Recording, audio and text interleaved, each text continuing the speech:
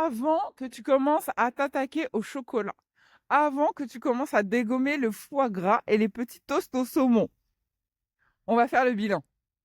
On va faire le point de ton année.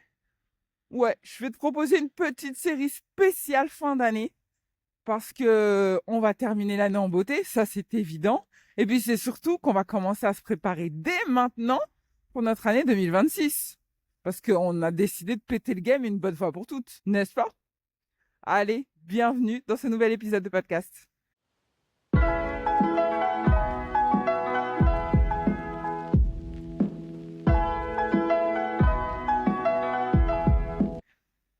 Je suis ravie de t'accueillir aujourd'hui dans ce nouvel épisode de Réussir sa perte de poids. Si tu ne me connais pas, moi c'est Patricia Klopkar. Je suis diététicienne nutritionniste, spécialiste de la perte de poids. Ma mission, c'est d'accompagner les femmes dans leur perte de poids pour qu'elles se sentent enfin belles et épanouies dans leur corps. Comme d'habitude, je t'emmène avec moi lors de ma balade matinale. Objectif, 10 000 pas. Si tu entends des bruits autour de moi, c'est normal, je suis en extérieur, il y a quand même pas mal de voitures, mais on fait ce qu'on peut. Je ne suis pas monteuse professionnelle, alors occupe-toi du fond. Moi, j'essaie de gérer la forme. Pour te décrire un petit peu l'enregistrement du jour, je suis camouflée avec des gants, le manteau polaire, le sweat à capuche, la capuche numéro 1, la capuche numéro 2, parce qu'il caille. Il caille. Mais on a une routine en place, et la routine, qu'il pleuve, qu'il neige ou qu'il vente, elle tient. Elle tient cette routine, parce que c'est vraiment la constance qui va te permettre le résultat. Ça, c'était pour le petit rappel. Je me suis dit que pour le mois de décembre, j'allais te proposer de faire un petit bilan. De faire un petit bilan de ton année. Moi, c'est ce que je fais. Généralement, beaucoup de gens commencent au mois de janvier à faire le bilan de leur année, à commencer à fixer leurs objectifs au mois de janvier. Moi, je le commence dès le mois de décembre. Je commence à y réfléchir au mois de novembre et dès le mois de décembre, je commence à poser les choses concrètement. État des lieux, petite analyse de ce qui a fonctionné, de ce qui n'a pas fonctionné, célébration des victoires, mise en avant des choses à améliorer et fixation des objectifs pour l'année suivante. Mon objectif, généralement, c'est qu'à partir de mi-décembre, ça soit plié. Comme ça, les 15 derniers jours de l'année, je peux juste chiller en me mettant vraiment en pause, déconnexion des réseaux, déconnexion de l'environnement, focus sur la famille, les vacances et mon bien-être, avec un bon petit chocolat chaud et des crêpes au chocolat. Voilà, ça c'est le kiff. Donc je me suis dit que j'allais t'embarquer dans ce petit mood en espérant que ça va te plaire. Alors je pense que je ferai 3 ou 4 épisodes, je sais pas encore, autour de cette thématique bilan. Je t'ai donné un petit peu le plan. Peut-être qu'il va changer, hein, tu me connais. Je suis en train de marcher, je te fais l'épisode sans plan précis, sans script. Voilà, je te parle comme ça me vient. Donc, je vais essayer de respecter ça, mais ça peut évoluer. Donc, pour ce premier épisode, je te propose de t'asseoir et de commencer à faire un état des lieux. Un vrai état des lieux. Là, tu vas pas te positionner en tant que juge. Je te connais. Tu vas juste citer les choses que t'as pas faites, que t'as mal faites et en quoi t'es une très mauvaise élève. C'est pas ça que je te demande. Moi, je veux qu'on ait un vrai état des lieux. De se dire, OK, janvier 2025, qu'est-ce que j'avais prévu? Qu'est-ce que j'avais noté sur mon petit carnet? Sur quoi je m'étais engagée? Voilà. Donc, retrouve tes notes là. Retrouve tes écrits, tes carnets où tu avais noté tout ce que tu devais faire. Sur quoi tu étais parti. Si c'était pas janvier, peut-être c'était mars, peut-être c'était avril, peu importe la date. Mais en tout cas, sur l'année 2025, tu avais posé des intentions. Tu souhaitais perdre 5, 10, 15, 20 kilos. Et l'idée, c'est de faire l'état des lieux, de voir où est-ce que tu en es par rapport à ça. Bon, tu as retrouvé ton carnet? Très bien. Tu vas te poser et tu vas dire, OK, aujourd'hui, j'en suis où niveau poids? Première chose. J'en suis où niveau mensuration? Si t'as pas pris tes mensurations en début d'année, au niveau de la taille de tes vêtements, ça ira. OK? Déjà, tu fais une première analyse. Est-ce que c'est pareil? Est-ce que j'ai pris du poids? Est-ce que j'ai perdu? Si oui, dans tous les cas, combien? Combien t'as pris? Combien t'as perdu? Ok? Une fois que tu as fait cette partie factuelle, tu vas te demander, aujourd'hui, mon équilibre alimentaire, comment il est par rapport à la période où j'avais décidé de changer? Est-ce qu'il y a une évolution dans mon équilibre alimentaire? Est-ce que je mange plus équilibré, moins équilibré, ou il n'y a rien qu'à changer?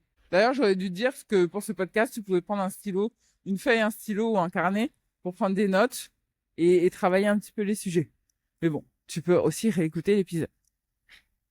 Donc, où est-ce que tu en es par rapport à cet équilibre alimentaire? Ensuite, par rapport au grignotage, on va faire un petit focus grignotage et gestion des envies émotionnelles.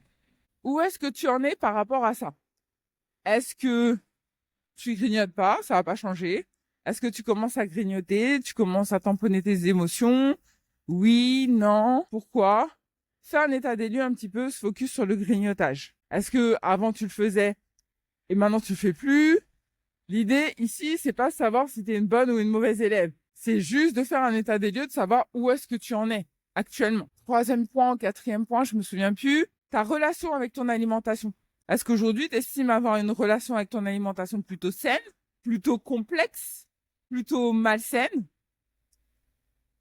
Évalue. Avant, c'était comment et aujourd'hui, t'es comment? Évalue. Par rapport à ton sommeil, t'en es où? Est-ce que tu as un bon sommeil par rapport à avant? Est-ce que ton sommeil, c'est toujours le même? Est-ce que c'est plus compliqué? Est-ce que tu as un meilleur sommeil?